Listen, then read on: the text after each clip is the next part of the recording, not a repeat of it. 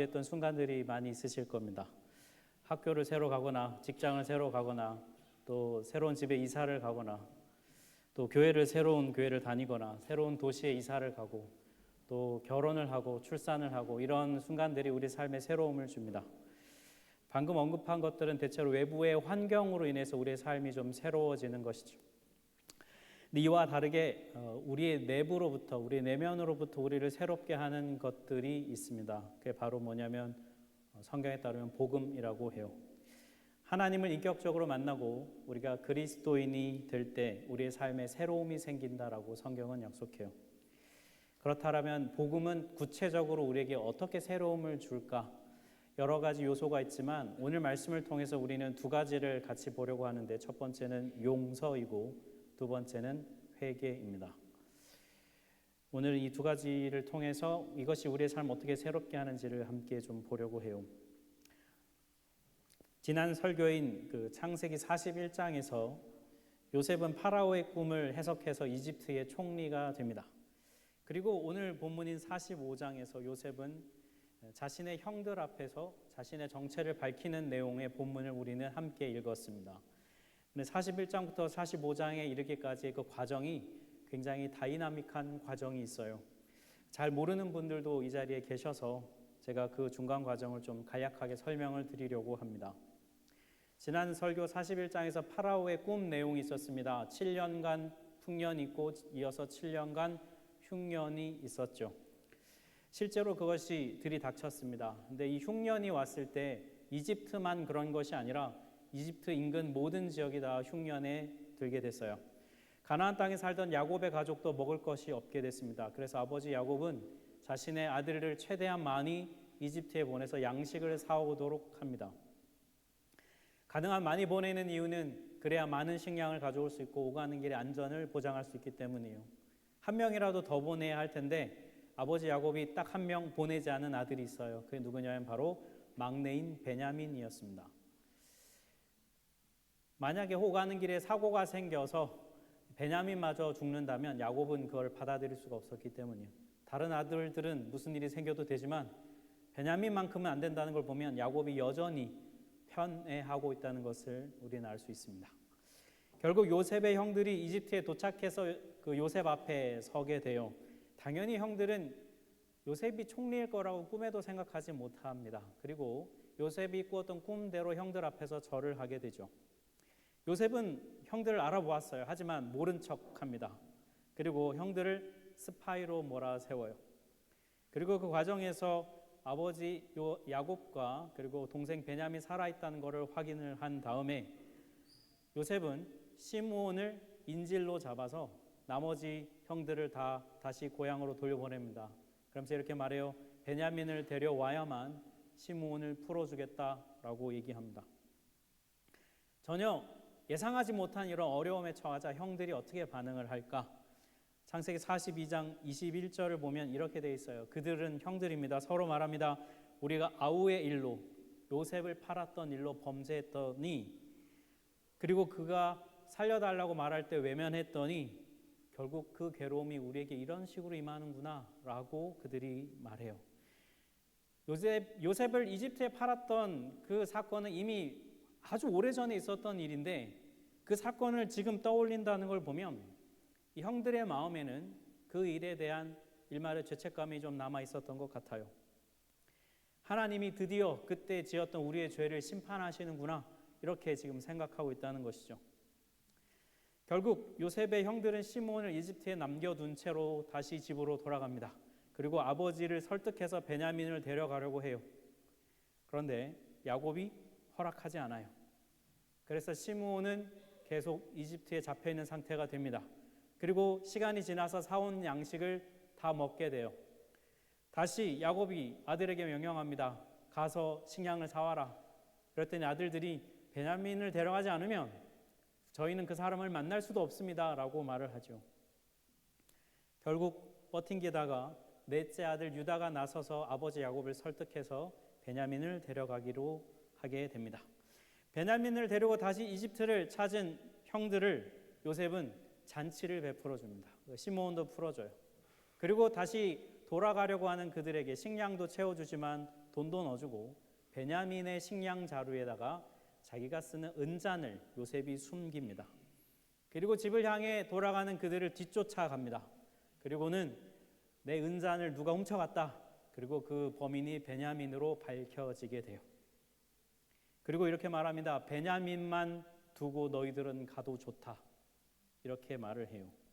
요셉이 이런 테스트를 하는 이유가 있습니다. 뭐냐면 오래전에 자신을 버렸던 형들이 똑같이 동생 베냐민만 버리고 자신들의 안전을 지킬 수 있는 똑같은 상황이 오면 어떻게 반응하는지를 그가 보려고 했던 것이죠. 이미 형들은 자신들이 잘못했다는 것을 인정하고 고백했는데 그 고백이 진실인지를 한번 확인해 보고 싶었던 겁니다. 만약 형들이 변화되지 않고 옛날과 똑같다면 그들은 베냐민을 내버려 두고 자신들만 살려고 돌아갈 거예요. 하지만 이번에는 달랐습니다. 넷째인 유다가 나서서 요셉에게 매달려요. 그리고 이렇게 말합니다. 나를 베냐민 대신에 잡아두고 베냐민을 보내달라. 왜냐하면 베냐민이 가지 않으면 우리 아버지가 죽습니다. 라고 그렇게 말을 하죠. 여기까지가 바로 오늘 본문 앞 창세기 44장까지의 내용이에요. 자, 이제 이 상황에 대한 결정권이 요셉에게 달려 있습니다. 요셉은 친동생인 자신을 매정하게 버린 형들에게 복수할 수 있어요. 지난 세월 요셉이 어떤 삶을 살았습니까? 노예로 살고 억울하게 감옥에 갇혀 살면서 쓴 뿌리의 마음, 그 쓴 마음을 지니고 살았잖아요. 다 형들 때문이니까 당연히 복수할 수 있죠. 하지만 요셉은 복수를 선택하지 않습니다. 그리고 오히려 이렇게 말을 해요. 오늘 본문 5절 말씀인데 우리 같이 한번 합독해 보겠습니다. 당신들이 나를 이곳에 팔았다고 해서 근심하지 마소서, 한탄하지 마소서. 하나님이 생명을 구원하시려고 나를 당신들보다 먼저 보내셨나이다. 요셉이 이렇게 말할 수 있는 이유가 뭘까요? 요셉이 착해서? 아니면 지난 과거 정도는 그냥 묻어두자. 이제 와서 굳이 떠올려봐야 못하나? 내가 총리까지 되었는데 그냥 잊자. 그래서 이렇게 말하는 것일까? 요셉의 반응은 여러분 단순히 그냥 형들을 용서했다라고만 말하기엔 조금 부족해요. 형들을 용서한 것은 맞지만 이게 어떻게 가능했을까? 어떻게 이런 말을 할 수 있을까? 우리가 생각해 볼 필요가 있어요. 요셉이 이렇게 말할 수 있는 것은 이 내용을 보면 그가 자신의 과거를, 지나온 삶을 다시 전혀 다르게 해석하고 있다는 것을 말해주고 있어요. 어떻게 해석하고 있습니까? 하나님이 생명을 구원하시려고 나를 먼저 보내셨다라고 해석하고 있다는 거예요. 요셉의 말을 보면 형들에게 아무 잘못이 없습니다라고 말하는 것은 아니에요. 형들이 잘못한 건 맞습니다. 악한 마음으로 요셉을 팔았어요. 하지만 그것조차 하나님의 섭리 안에 있다는 것을 요셉이 깨달았다는 것입니다. 요셉은 자신의 삶을 다시 읽고 있는 거예요. 형들이 나를 버렸어. 나는 버림받았다. 어떻게 나를 버릴 수가 있지? 이 충격적인 일 때문에 평생의 그 상처를 곱씹으면서 때마다 그 상처를 꺼내어서 또 생각해 보면서 살 수 있었지만 요셉은 그렇게 자신의 마음을 내버려 두지 않았다는 거예요. 형들의 악함이 있었지만 하나님께서는 그것조차 하나님의 계획 안에서 사용하셨다는 사실을 요셉은 깨달았습니다. 중요한 것은요, 이 깨달음이 요셉에게 한 가지 큰 변화를 주었는데 요셉의 자신의 정체성의 변화를 주었어요. 어떤 변화를 줬냐면 자신은 나는 피해자야 라는 생각이 아니라 나는 하나님께서 내 가족을 살리기 위해 먼저 이집트에 보낸 구원의 통로야 라고 새롭게 해석하기 시작했다는 거예요. 그리고 이것이 바로 요셉이 형들을 온전히 용서할 수 있는 힘이 되었습니다. 우리가 신앙생활하면서 가장 힘들어하는 것 중에 하나가 용서예요. 정말 아이러니하지 않습니까, 여러분? 우리가 하나님께 받은 제일 큰 은혜가 뭐냐면 용서받음이잖아요. 이런 배은망덕한 나, 이런 고집 센 나를 불순종하는 나를 하나님이 용서해 주셨잖아요. 이런 큰 은혜가 어디 있을까 우리는 늘 고백하고 찬양해요. 그런데 그럼 우리가 다른 사람을 용서하는 게 이처럼 어렵고 힘들다니 정말 참 아이러니하지요. 우리는 보통 이렇게 생각합니다. 상대가 변하면 내가 받아주겠다. 네가 먼저 나한테 잘하면 그러면 내가 생각해 보겠다.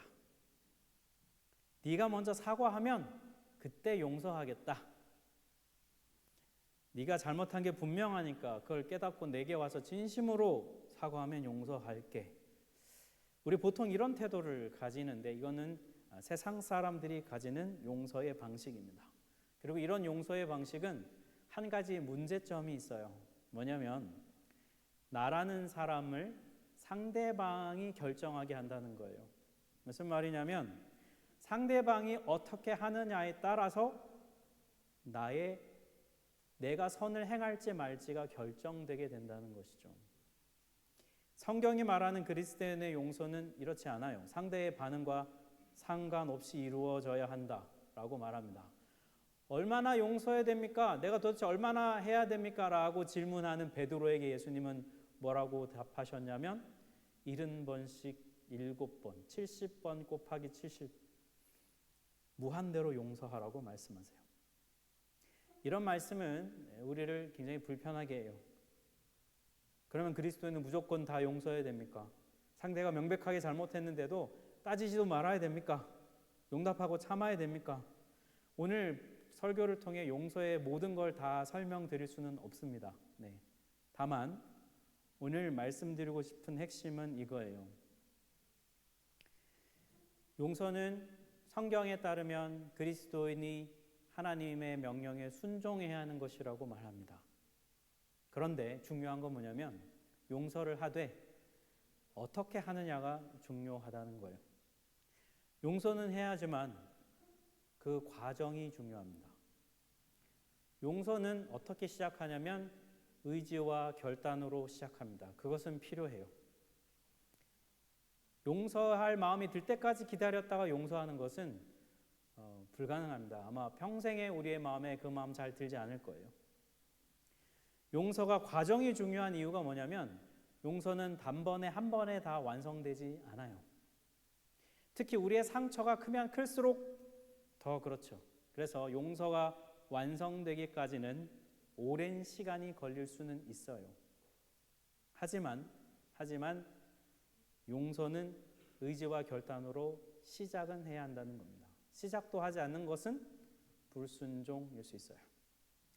용서의 근데 시작된 용서에서 그 과정에서 필요한 것은 뭐냐면 반드시 필요한 것이 있어요. 뭐냐면 우리의 상한 감정과 마음을 하나님께 토로해야 된다는 거예요. 시편 62편 8절을 같이 한번 합독해 보겠습니다. 백성들아 시시로 그를 의지하고 그의 앞에 마음을 토하라. 하나님은 우리의 피난처시로다. 아멘. 우리가 보통 용서하려고 하면 용서해야지. 에휴, 내가 믿은 세월이 있는데 내가 그 사람보다 더 오래 믿었는데 내가 그래도 그 사람보다 성숙한데 그래도 내가 집사인데 내가 목사인데 용서해야지. 이렇게 의지로만 계속하려고 할 때가 있어요. 상한 감정이 해결되지 않은 채 용서하기로 결단만 하면 어떻게 될까요? 화가 나고 마음이 상하는데 억지로 의지로 막 꾹꾹 누르면 건강한 용서의 과정으로 나아갈 수가 없습니다. 그것은 오히려 반대로요, 강력한 자기의가 돼요. 이런 반응이 나오게 됩니다. 내가 이렇게까지 널 참아줬는데, 내가 이렇게까지 널 용서하려고 애쓰고 있는데 너는 어떻게 계속 그 모양이냐? 라고 반응하게 된다는 거예요. 오히려 상대를 정죄하고 판단하게 됩니다. 요셉을 보십시오. 요셉은 곡식을 사러 온 형들을 만난 시점부터 42장부터 오늘 형들에게 자신의 신분을 밝히며 용서를 선포하는 45장까지 여러분 내용을 이제 큐티를 지금 막 하고 계시잖아요. 그죠? 하실 텐데 보시면 요셉이 굉장히 많이 울어요. 요셉이 많이 울어요. 그 울음을 주체할 수 없어서 혼자 방에 들어가서 울고도 많이 나옵니다. 그의 복잡한 그 심경을 그는 울음으로 많이 표현해내고 울어냅니다. 형들을 보았을 때에 그는 용서하기로 의지적으로 마음을 품었던 것 같아요. 왜냐하면 안 그랬다면 보자마자 복수할 수 있잖아요. 하지만 그는 형들을 용서하기 위한 과정을 밟아 나갑니다. 형들의 마음이 진심인지를 또 알아가는 과정을 펼쳐 나가요. 그러면서 그의 마음을 풀어냅니다. 울어내요. 그도 그 과정이 필요했던 것이죠. 이 과정을 통해서 요셉이 뭘 깨달았습니까? 이때를 위해 하나님이 나를 이집트로 보내셨구나. 그때 나에게 꾸게 하셨던 꿈이 이런 뜻이구나. 복수의 눈이 멀어서 하나님의 뜻을 보지 못하는 우를 그는 범하지 않게 됐다는 거예요. 형들은 악한 의도로 나를 파는 것은 분명하지만, 형들이 잘못했지만 그것조차 하나님의 섭리 안에 있구나. 나는 단순한 피해자가 아니라 가족을 구원한 하나님의 구원의 통로이구나라는 것을 새롭게 깨달았다는 거예요. 새로운 하나님의 부르심에 반응할 수 있게 된 거죠. 건강한 용서의 과정을 밟으면요, 우리의 마음에 이런 힘이 생겨요. 용서해야지. 우리가 이거 누가 모릅니까? 알죠. 하지만 안 되는 걸 어떻게 하겠어요? 상한 감정을 풀 수 없는 걸 어떻게 하겠어요? 그걸 풀게 하는 힘은 의지가 아니라 하나님이 주시는 새로운 해석과 마음의 힘이 용서의 완성으로 한 걸음 한 걸음 나아갈 수 있게 한다는 거예요. 그 과정에서 반드시 정직한 우리의 마음이 토로되어져야 하는 것이죠. 우리 모두는 여러분 살아오는 과정에서 상처투성이로 살아왔어요. 크든 작든. 가까운 가족으로부터 믿고 신뢰했던 교회 공동체까지, 여러분 우리의 마음이 너덜너덜해질 때까지 우리는 상처받으며 살아가고 있습니다. 거기에 대해 우리는 어떻게 반응합니까? 억지로 보지 않으려고 외면합니다. 괜찮은 척, 문제 없는 척 연기하면서 살아갑니다. 꾹꾹 누르지만 여러분, 그거는 건강한 방법이 아니에요. 용서에 하나님이 개입하시도록 여러분 우리 마음을 내어드려야 합니다. 우리는 대체로 용서하면 상대방과 나만 떠올려요. 나한테 상처 준 그 사람과 상처받은 나, 이 둘만 떠올립니다. 이 둘 안에서만 어떻게든 용서해보려고 씨름해요. 여러분, 여기에는 선한 것이 나오지 않아요. 용서가 잘 되지 않습니다. 그리스도인의 용서에는요, 세상과 다른 한 가지가 있어요. 바로 하나님이 개입하실 수 있다는 거예요. 하나님이 이 둘 사이에 개입하셔서 이 과정에 이걸 내어드리면 올바른 건강한 용서로 나아갈 수 있도록 하나님이 우리를 도와주신다는 거예요. 사랑하는 여러분, 올바른 용서의 과정을 밟으십시오. 의지와 결단으로 시작하세요. 그리고 그 과정에서 쓴 마음이 있고 아픔이 있으면 상한 심령을 기도 속에서 하나님께 토로하십시오. 그러면 그 가운데에서 하나님이 주시는 새로운 정체성, 새로운 부르심을 발견하게 될 거예요. 삶을 새롭게 볼 수 있는 힘을, 마음의 힘을 얻게 될 것입니다. 그러면 우리는 점점 용서의 완성을 향해 나아갈 수 있게 될 것입니다. 이 복을 누리는 여러분 되시기를 진심으로 축복합니다. 용서가 우리의 삶을 새롭게 하는 첫 번째 힘이라면 오늘 본문은 우리에게 두 번째 힘을 알려주는데, 그건 바로 회개입니다. 이 회개의 주인공은 바로 유다예요. 요셉이 형들을 진심으로 용서해서 용서의 완성으로 나아갈 수 있었던 데에는 유다의 진실한 회개가 있었기 때문에 또 큰 도움이 된 것은 분명합니다. 자, 다시 이집트로 식량을 사러 가기 위해서 베냐민을 데려가야 된다고 아버지 야곱을 설득할 때요, 유다가 아버지에게 이렇게 말합니다. 43장 9절 말씀을 같이 한번 합독해 봅니다. 내가 그를 위하여 담보가 되오리니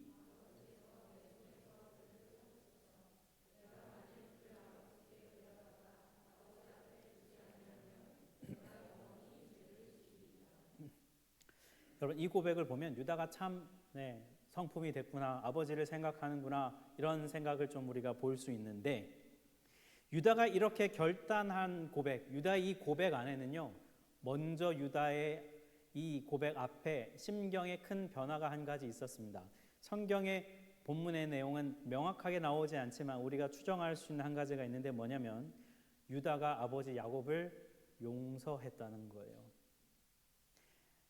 자, 지금 상황을 보면 여러분, 이집트에 지금 누가 붙잡혀 있냐면 시므온이 붙잡혀 있습니다.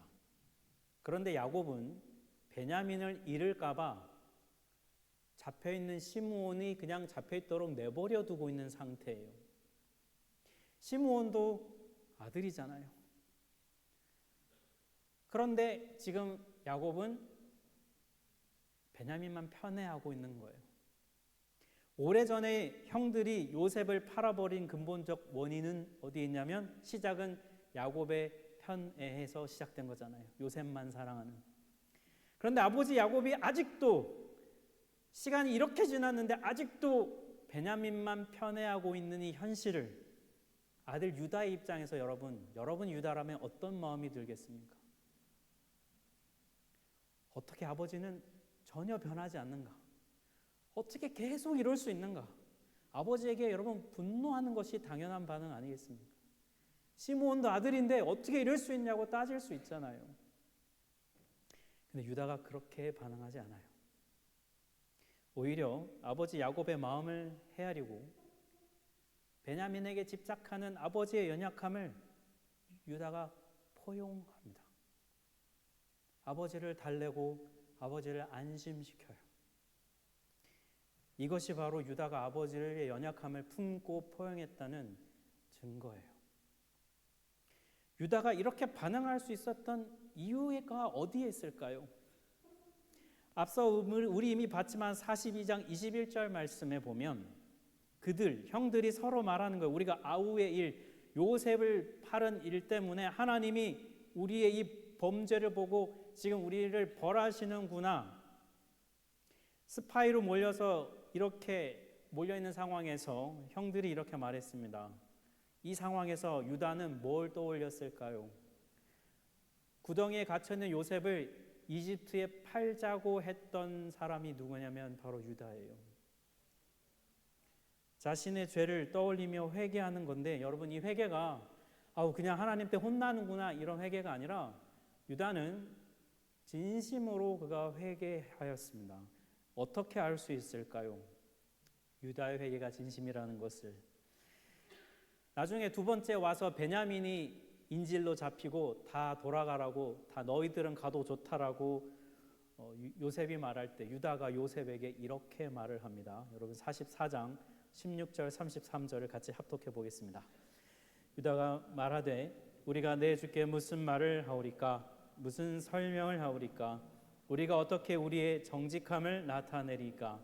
하나님이 종들의 죄악을 찾아내셨으니 이제 주의 종으로 그 아이를 대신하여 머물러 있어 내 주의 종이 되게 하시고 그 아이는 그의 형제들과 함께 올려 보내소서. 유다의 고백에 들어가 있는 자신의 잘못에 지금 누구를 개입하고 있어요? 하나님을 개입시키고 있습니다. 하나님이 하셨다는, 그냥 재수가 없어서, 그냥 운이 없어서 들킨 게 아니라 하나님께서 지금 자신의 죄를 들추어내고 계신다라고 이 상황을 보고 있다는 거예요. 받아들이고 있다는 겁니다. 그래서 뭐 하는 거예요? 하나님 앞에서 자신의 죄값을 받겠다는 거예요. 다른 핑계를 대고 있지 않습니다. 이게 다 아버지 야곱이 편애해서 아버지 때문이야 라고 말하지 않고요. 원망하지 않고 동생 요셉이 정말 버릇이 없어서 그의 그 말이 너무 얄미워서 걔 때문에 이런 일이 일어났어 라고 요셉을 탓하지 않고요.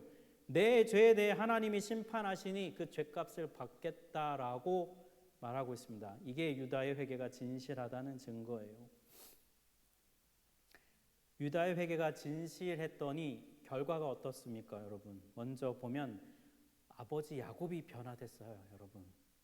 유다가 간곡히 설득해서 베냐민을 데려간다고 해서 허락할 때 야곱이 이렇게 말합니다. 전능하신 하나님께서 그 사람 앞에서 너에게 은혜를 베푸사 그 사람으로 너희 다른 형제와 베냐민을 돌려보내게 하시길 원하노라. 그리고 이렇게 말합니다. 내가 자식을 잃게 되면 이르리로다. 아들이 진실한 회개의 고백을 하면서 아버지를 용서하고 품었더니 완강하게 고집부리던 변하지 않을 것 같던 야곱이 변화되는 겁니다.